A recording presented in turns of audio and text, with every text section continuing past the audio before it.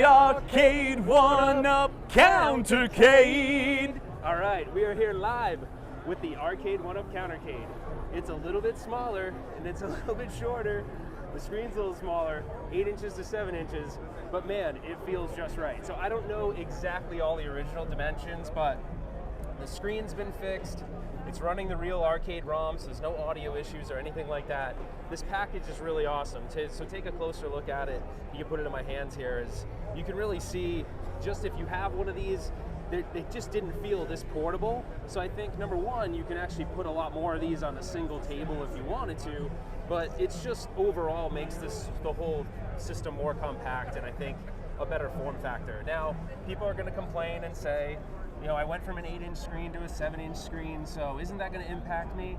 Honestly, you don't feel it at all when you're playing it. It feels great. So I'll play a little bit so you can see.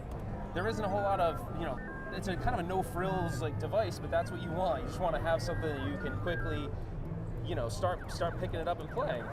So the price point also has been fixed. So everyone had complained about the price point of these little countercades, so now they're only $100, or that's what they're trying to make it about $100.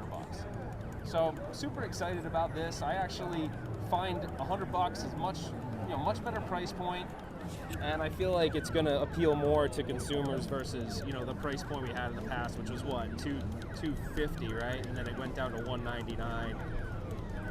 And then you can kind of catch them on discounts right now, but I think this one's going to sell a lot better for them.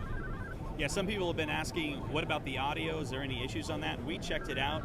It sounds great. The audio on this guy sounds good. Do you want me to I can actually put my mic near the audio if you guys want. And now keep in mind, you're not going to hear me. You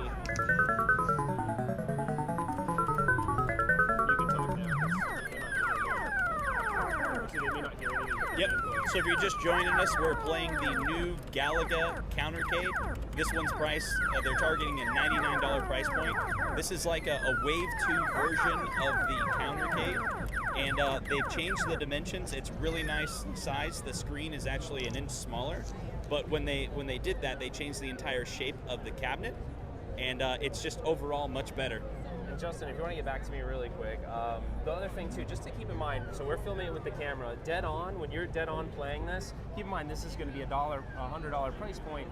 The screen's 7 inches. The viewing angles from the side aren't great, but you're not going to be playing this from the side. You're going to be playing it from the front. From the front, it looks straight. On the side, not so great, but they got to put a budget screen in here. But you don't even notice that when you're playing it dead on. So I'm super stoked about this, but I did hear one thing before we go. So you hear lots of stuff at CES because potential vendors are going through, and John D, who's, I don't know, what would you call his title at Arcade1up? I don't know. He's not the CEO, but he's up there, right? He's an executive. He's running the show. Yeah, so he's pretty high up in the company, but he was like, yeah, we want to do a Street Fighter one, and I'm like, oh, okay. So it would be kind of cool. You could fit, if you took the stick and you put like your 6 action buttons there, you probably could make that happen, and you got a horizontal screen on it. So I don't know, we'll see what he said. He said one other game too, but Now also mention Galaga. This Countercade doesn't come with just Galaga. Yeah, it comes with Galaxian too, which is awesome. So you get Galaga and Galaxian, $100, small footprint.